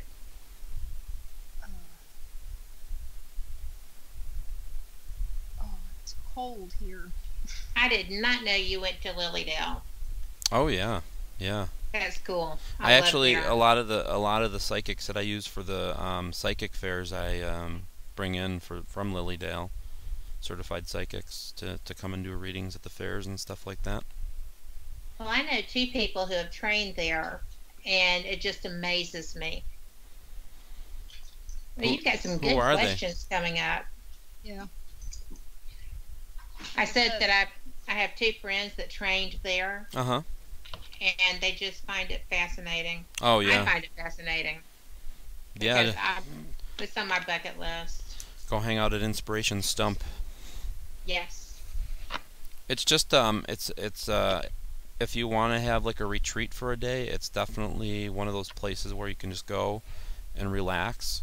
I kind of got the same feeling like I've stayed at like a Buddhist temple for a week. Right. And just being able to stay there and meditate and it's just the most relaxing feeling. The same kind of feeling going to Lilydale. It's just a whole different mental kind of aspect to it, you know? Oh my gosh, really? Yeah. You feel relaxed when you go there. Like no worries. There's no worries when you go there. All your questions are answered. It's relaxing. You just have to think of your questions and they just get answered for you. Yeah. Right. There you go. But it's kind of it's like a spiritual retreat. Yeah. I love when they have Buddhist sanctuaries in Atlanta. When they do the mandalas and stuff. Mm. There's one in Vegas. I didn't know that. Yep. It's right by Caesar's Palace. I'll check that out next summer. Yeah. You are 22 minutes. 22 minutes, all right. You're 15 seconds. I'm going to go cook a steak. I'll be right back. Don't you dare, she'll beat me. She said I had 22 minutes. Have to kill time. 3, 2, live. Welcome back to the Paranormal Pride. I'd like to thank everybody for coming back. I really appreciate that. My guest tonight is Daniel Klaes from the Hinsdale House and the Wildwood Restoration Project, Wildwood Sanitarium Restoration Project. So I want you guys to go out there and check out those Facebook pages and give them a like. And if you can support the Hinsdale Restoration Project or the Wildwood Sanitarium Restoration Project, please do so, because it's really good to help keep that history out there, because if we don't support the history, nobody else will. So keep that in mind. And some of your questions are really, really good in the chat room. So if you've got any other questions out there, please ask them. I guarantee I'll ask them, and you'll get an answer. I don't know what it's going to be, but you're going to get an answer. So, Ron, he asks, does Daniel get a chance to investigate other locations? All the time. Yeah, I mean, I do. That's what I do. I mean, when I go to these events, I get to investigate with other teams. Like I got to investigate with Tim Woolworth and Katrina Weidman this weekend, which was amazing. When I was in Michigan with a small group of people, and it was an old hall. It was built in 1853, and we got some pretty cool stuff, with the public there. And I also do investigations on my own. I still, if I'm available, will do residential. I help people. If I can't, I still get emails for my team. I have a team in Buffalo, Greater West New York Paranormal Society, and if I can help people and I'm available to help people, I do. With residential locations. So I mean, it's a busy business. If I can't, I have a network of teams that we work with in the Western New York region that we pass it on to help with the residential stuff, and they do the same thing. It's very, very good teamwork here in Buffalo, Western New York area, as far as what we do with the paranormal here. We all support each other. No drama here. It's really nice, actually. I like the no drama. Yeah, there really isn't any. I avoid that. I really do. It was weird when I first started getting out there into the field. I was very shocked by it. Like it's not it's not, I didn't, like, people think it's a competition or something, and it's I just try to look away from it. Everybody needs to work together, and I preach it. And even in like Michigan, I'm amazed. I've been to 3 events in Michigan, and at each of the events that I've been to, there's other event promoters at these events, and they all work together to promote each other's events. And I think it's amazing to help spread the word on paranormal. And they're all, there's an event promoter from Ohio, and then 4 of, Dundee, the Dundee Old Mill Parafest. You got Mid Michigan Parafest. You got the Little Traverse Bay Parafest, and of course you got the big one up in the Upper Peninsula. The Michigan Parafest, and they all support each other's festivals and promote each other's festivals, and it shows by the amount of people they have come and turn out to these things. And I love it. I just love the fact that they all work together, and it's great. I know some of the locations that they have their festivals at in Michigan are just excellent locations, and they look like they are, from the outside, look like they're very well planned, and I haven't seen anything negative remarks, about the feedback about the event, the speakers, or any of that, because I always look at all that stuff to see, 'cause I'm more than likely I'm not going to Michigan. Okay, I'm going to tell you that now. More than likely I'm not going to Michigan. I would have said that. I would have said that 2 years ago, but I go there a lot now. I go to Iowa a lot now. I go. That's my next stop. It's crazy to me. Which festival are you I'll going be to? at the Quad City Psychic and Paranormal Expo in the River City Center on November 17th and 18th. And River City, is that Davenport? Mm-hmm. Well, I hope you have a good time. I didn't think that you were doing the one with Chuck at the Many Faces Bed and Breakfast, because we were invited to that one, but thank goodness I said no, because I wouldn't be able to do it right now. I've been invited. I was invited to a couple other ones, but there's a vacation that I've been promising my wife for quite some time now that we've been planning, and if I bailed on that, I'd be in the doghouse for a long time. So we're going on a week. We're going on a week cruise, and we're going to a resort down in Punta Cana for a couple nights, and that's gung ho on that one. So no kids, just me and her. We're gone for a week. Enjoy that. We will. That's the reason why we turned down a couple different speaking events on October 27th, was because we're going to be on vacation coming back. And like I said, I'm glad I turned them down, because it wouldn't be fair for them with my voice cracking as much as it is. So it works out. So we have another question in the chat. This is from Brenda again. She goes, what one place haven't you investigated but you want to a lot? Basically, what is your paranormal bucket list? My paranormal bucket list, I really want to get over to Europe.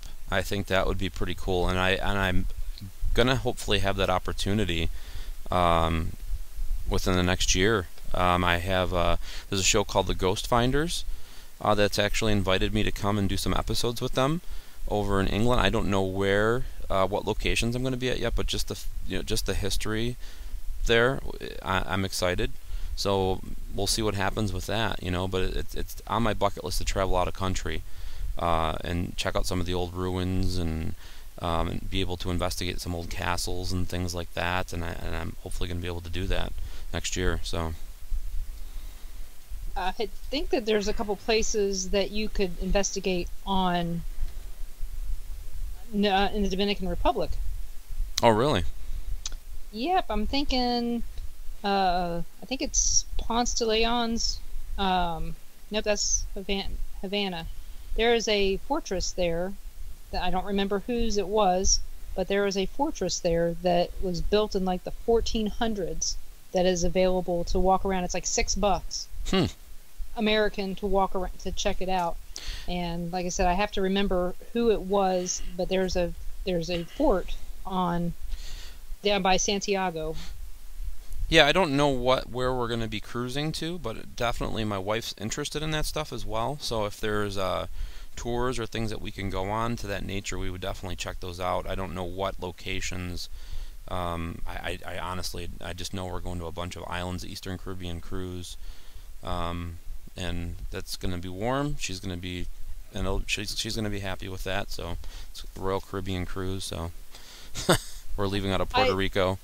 Yeah, we checked it out because we were going to go, and things fell through. We ended up getting a grandkid. And hey, things like that. That's a blessing. So that's good. So like I said, I checked out some things, some day trips, and they said the roads there are horrible though. The roads are horrible. So we're in Puerto Rico? No, in Dominican Republic. Oh, Dominican Republic. Yeah. Yeah, they've been hit though. They've been hit pretty hard with hurricanes, so I can imagine, the rebuilding the infrastructure is pretty hard. Obviously all the tourist areas are pretty good, but that's where they're going to put all their resources to, but when you get inwards to the island, it's probably really difficult. I was on Haiti. I was in Haiti, and when I got into the island, I just was in disbelief. Like the touristy area is beautiful, and then it's like these poor people. Like they have to live in this, and I don't know how I could, and I felt so bad, and I wish there was more I could do. Oh yeah, and I know that they're two different countries, and I know that Dominican Republic is governed differently, but one of the baseball players lost his life on a road in Santo Domingo a couple years ago. That's all I know. I just heard that the roads down there were horrific, so just keep that in mind. But there was a few things that we looked at down there, but there's a fortress of some explorer that was down there, and it was just kind of neat. Because we don't get to see buildings that were built pre-1500s, right, in the United States often. So I just thought that was interesting. So another question in the chat room is from Carl. Have you ever investigated outside, like the cemetery? I know you've investigated outside at Hinsdale House. Have you done other places outside as well? Yeah, we've I've done a lot of outside investigating with Chris Sutton. Actually, he's it's really cool to be able to investigate with somebody that's with shamanistic beliefs, investigating the land and Mother Earth and kind of his whole theories on things. So I mean, we've done a lot of outside of Edinburgh Manor. We've gotten some pretty cool stuff. Some old cemeteries we've been in. It's been pretty interesting for sure. Yeah, I mean it's the land. A lot of places where you go, I mean, just the history. You're bound to pick something up if you sit there long enough. I can see that. So when you went to you just said it. Edinburgh Manor. Edinburgh, you guys got some good stuff. Do you recommend people going there? Oh my God, yeah, that was a very very cool location, outside and inside. It was there's this old tree on the outside of the building, and we surrounded the tree and put our hands on the tree, and he started doing a drum circle, and we were getting EVPs outside by the tree, and then a lot of people were saying they were seeing like shadow figures out in the by the bushes, like it's like we were getting surrounded. It was just an interesting night to be there and just kind of getting a different aspect on investigating, Yeah. when we do stuff like that. That happens often when Chris does drumming. Yeah. It doesn't matter if he's inside or outside. No. And Chris, Chris has a show on VidiSpace too now. Yes, I do know. Yeah, so it's pretty interesting. And his whole when he was at the Hinsdale House, I actually have it up on my YouTube page. We filmed him doing his offering at the Hinsdale House in his drum circle for people to watch with Brett. Brett was there, and Chuck Banks, and it's all for people if anybody's interested in watching that. It's up on my YouTube page. If you just go to YouTube and type in my name, Daniel Klaes, it's you can see what they all did, and it's pretty amazing. We'll check that out. Yeah. Considering that we know all of you, yeah, makes it easy. Yeah. You can say, hey, I at least know these. I know these two firsthand. These other two I've talked to. It makes it easier when you've at least talked to somebody. You at least feel like you know them a lot better, and than just being on Facebook. Right. Because now when I mention your name to Ron, it's going to be a whole different ball game. It's Well, because before it goes, who's Daniel? And I go, Hinsdale House, New York. And he's like, oh, okay.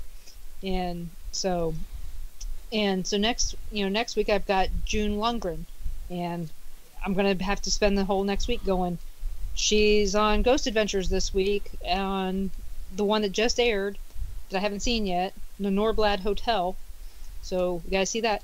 When is your episode airing on Travel Channel? Yeah, the one for the most terrifying places. That'll be on October 28th at 10 o'clock.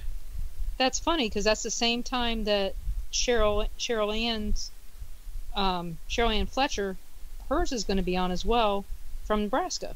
Cool. Yeah. I think they may put 4 locations on each episode. So Hinsdale and Wildwood Sanitarium will be on that episode as well.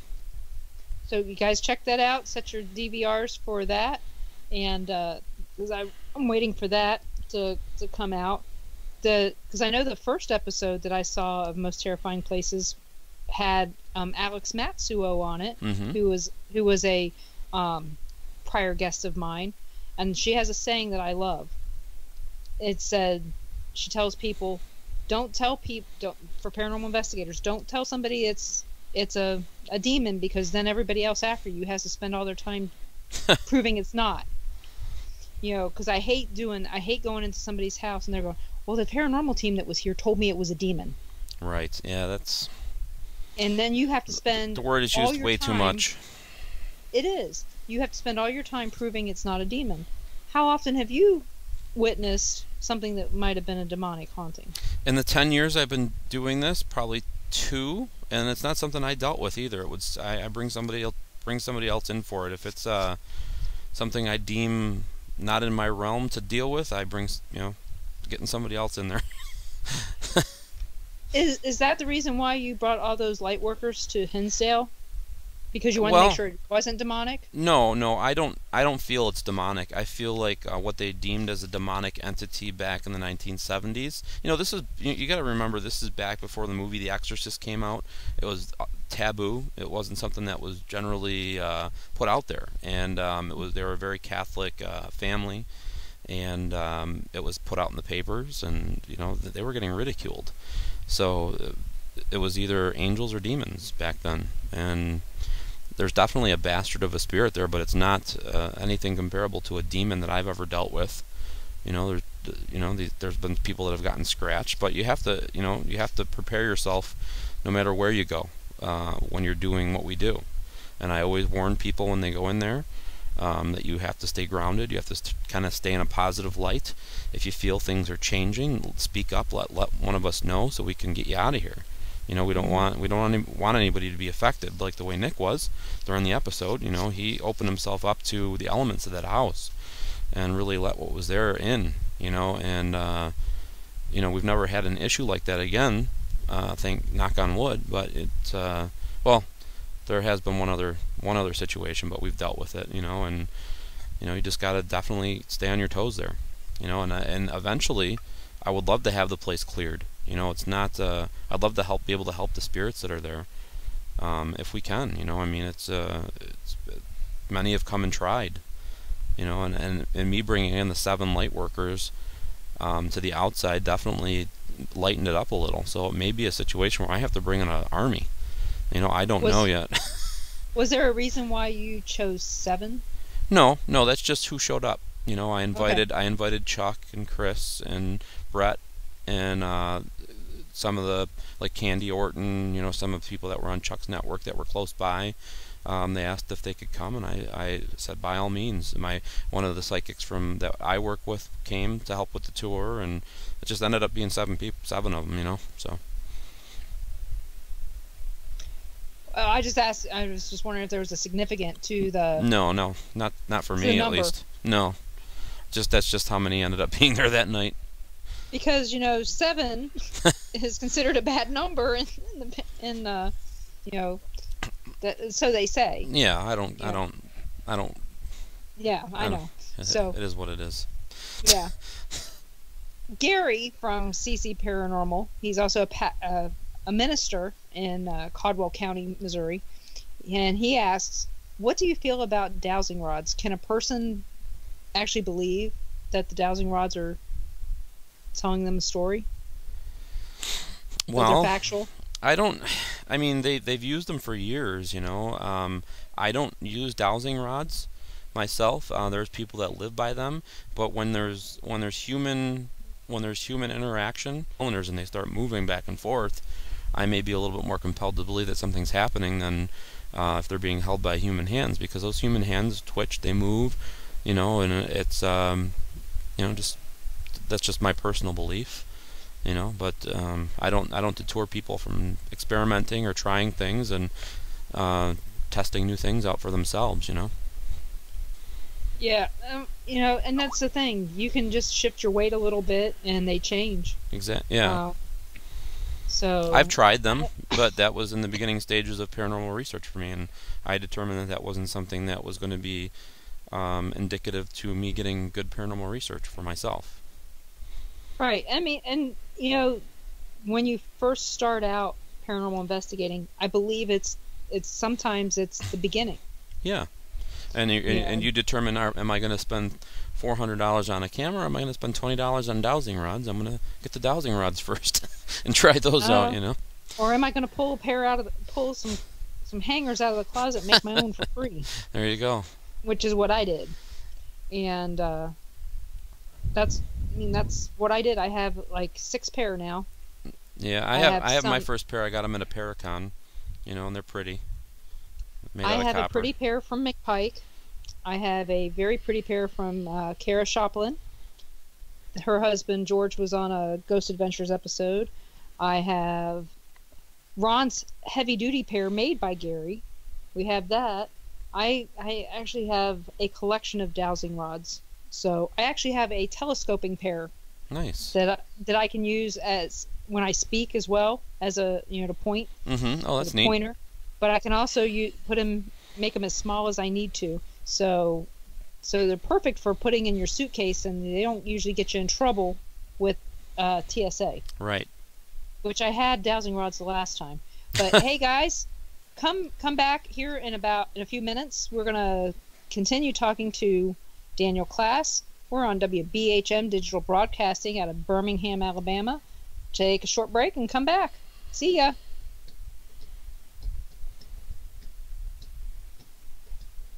Yeah, my computer bag, I had this long pair of dowsing rods. They just fit right in the crevice of my computer bag.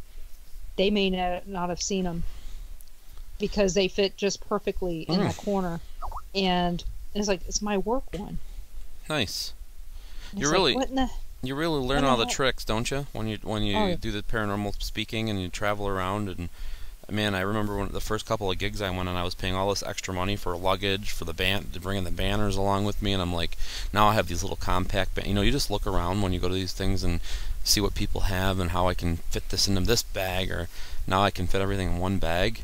And then you get the Delta credit card, and you get a free check bag, and then it saves money.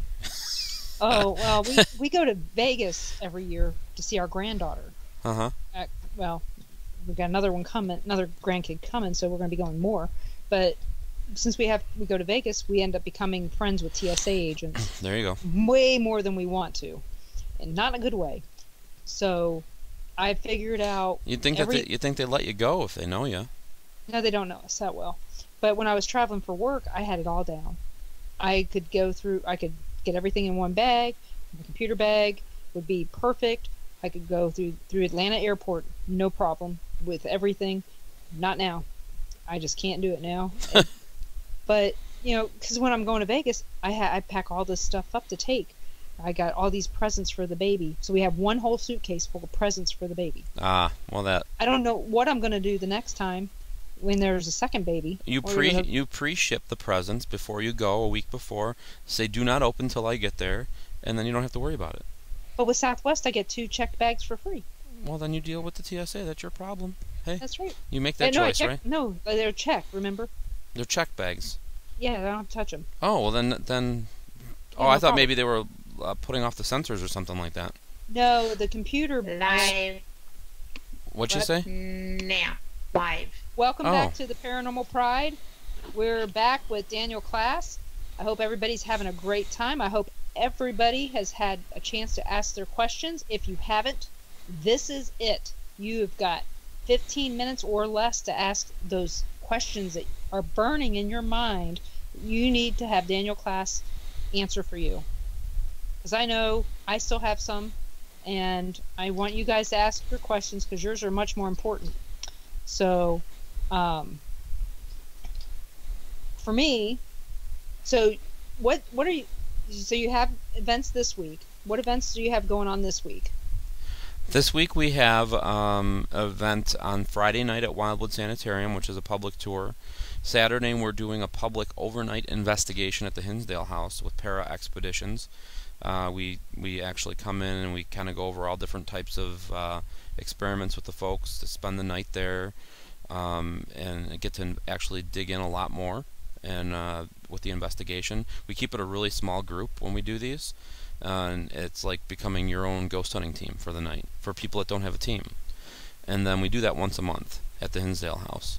And then on Sunday we have another tour at the Hinsdale House. It's a public tour that's 2.5 hours, and we dig into the land, the property, all the stories that go along with it, and bring a bunch of different equipment out for them to use and try and see, and just make it fun for everybody. A lot of the times the people come on these tours, they just watch the shows, and being able to see some of the equipment that they see on the shows in action and for use is pretty fun for them. So that's what we do. Been there, done that. We used to do this thing called the Haunted Hop.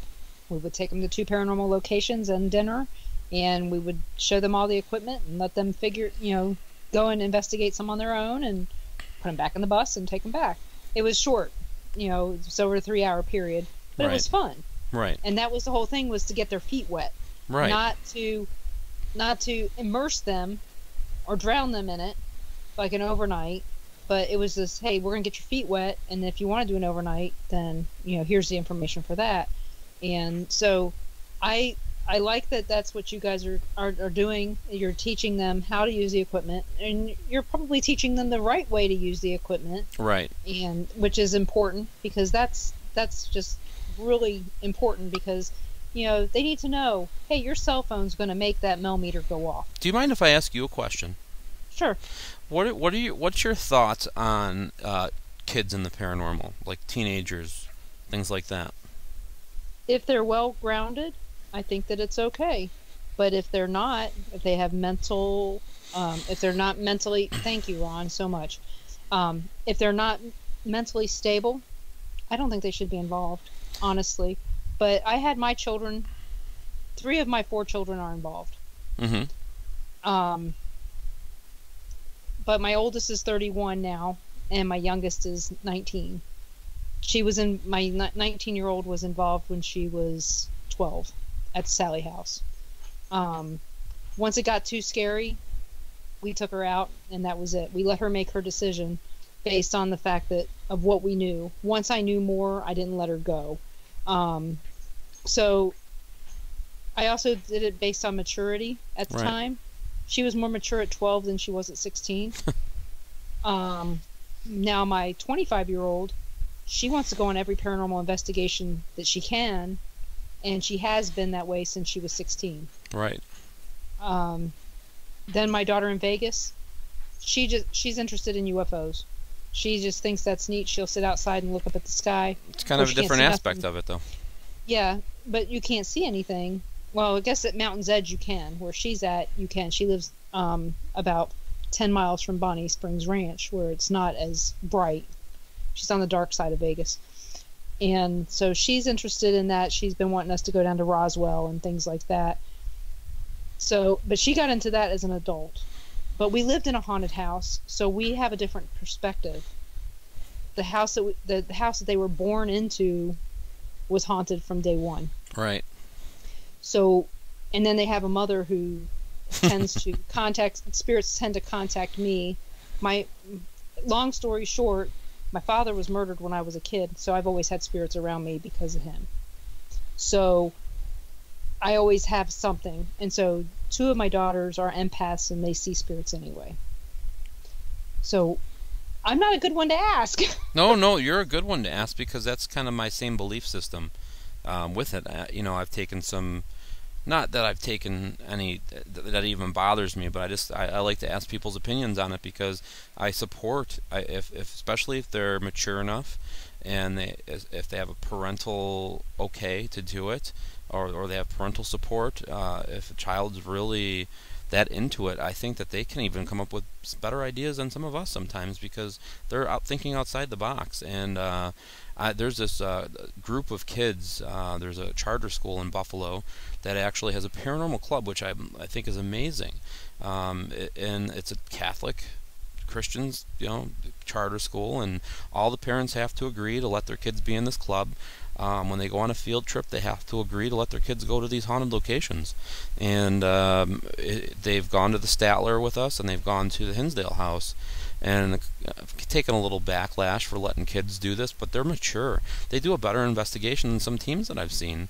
And I just it's something that I support. I think they're the next generation of they're gonna hopefully bring it to the next level, or maybe invent something that isn't invented yet that's going to allow us to speak to the dead. I mean, it's who knows where they can take us. And I love that there's interest in it and that there's kids taking it seriously and not just joking around, breaking into cemeteries and making a joke of it, and they're actually taking it seriously and doing it the right way. And I think it's amazing that the school in Buffalo has this club, and I applaud them. So it's that's why I get involved with it and go when I can to help. Another question that's along those lines: do you see paranormal kind of waning now? No, I mean, do you? I don't. It seems like it's ramping up to me.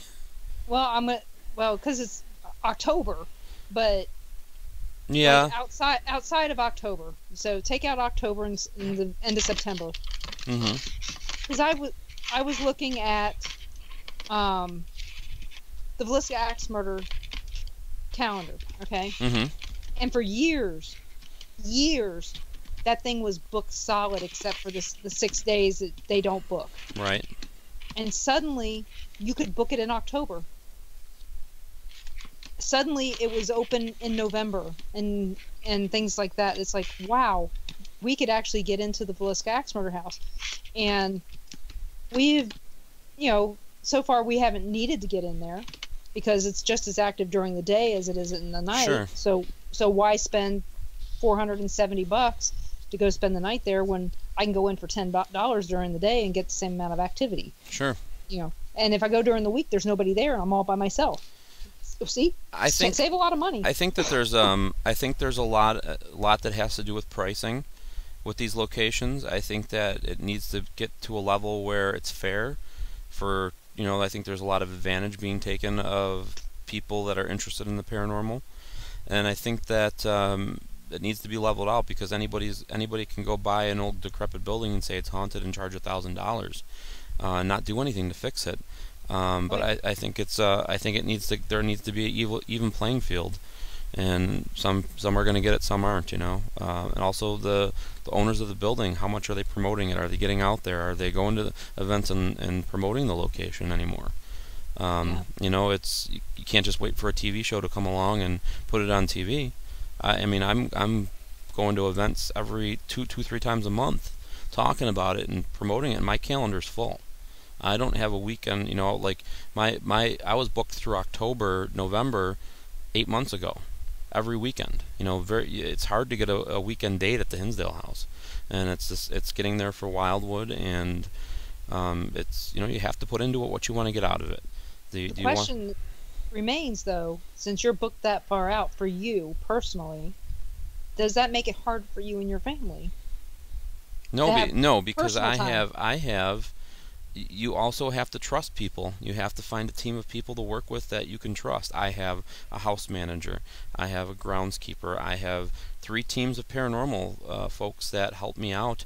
I have a psychic medium that has keys. I have groups of people that have keys to the location, and we all work together to take care of the people that come in there.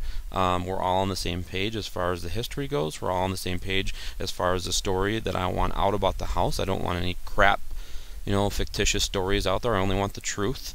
what we know and what's the truth and what are fables. We don't want to blow smoke up people's ass, I mean, it's and everybody that opens the door for that place or lets people in knows the truth behind the matter, and will give the people the same information that I would give as if somebody else was opening the house. So you have to be able to work with people.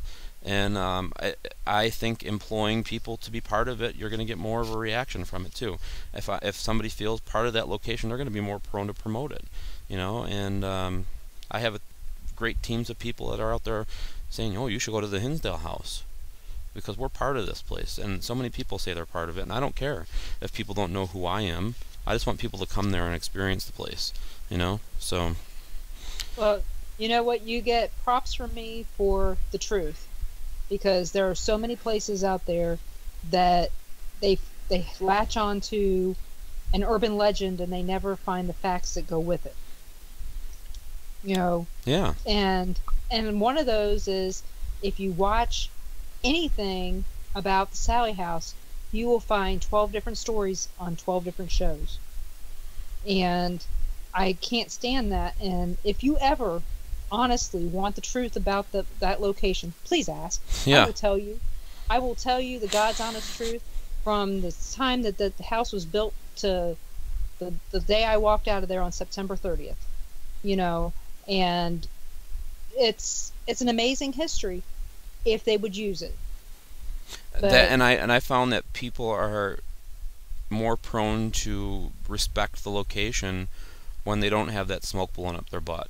Mm-hmm. I don't know what I can or can't say on the air, but if you tell them, hey, this is a story, it's probably been told from generation to generation. I don't have any solid proof of any of this happening. It's a story. It's a great story. Mm-hmm. It's part of the fable that comes with the Hinsdale house, but there's no proof of this ever happening. But right. Here's a news article of somebody that died on the property, or here's this. Here's some truths of what actually happened here. Here's a book that was written on about a failed exorcism that happened in this house. I mean. And there you go. These are the stories that we want told. We don't want all this fake crap that makes no sense. It just keeps adding to the. Everybody's on the same page. If somebody veers away from the story and I get word of it, I correct them. And I apologize. It is what it is. Nobody can be perfect. But we try our best to try to get out the right story every time, as much as we can. Well, you're the owner, and your story is the story that counts. You did the research, so like I said, that's where you get props for being 100% right on target. No, and other people have done research too, and that's the other thing. So there's been like Selena Summers from Live Sci-Fi came in and corrected my research. That's why I want teams, good respectable people, good paranormal teams to come in there, because I could be wrong, and if you can prove me wrong, great. I'll say, Dan, you know what, I'm Dan Klaes, I was wrong, and you know what, you just corrected the history. You just opened up another 100 years of history for me. This is awesome. Thank you so much. And then I correct my story. I don't mind saying respect. I'm wrong. Yeah, that's it. So that's why I'm glad to hear Live Sci-Fi did something right. Well, their researcher did. She's amazing. Well, I just know they tend to open up portals in places and not close them, and do some other things that they shouldn't do. And it's a long story, and I can talk about Tim all day long, and not always positive. So I'm not going to do that. But if people want to find you, how would they find you? Just DanielKlaes.com, DanielKlaes.com. You'll find links for Hinsdale House, Wildwood Sanitarium, all the events that I go to, tickets for events that I'm going to be at. Everything's all centrally located right on that page. Well, thank you so much for coming on tonight.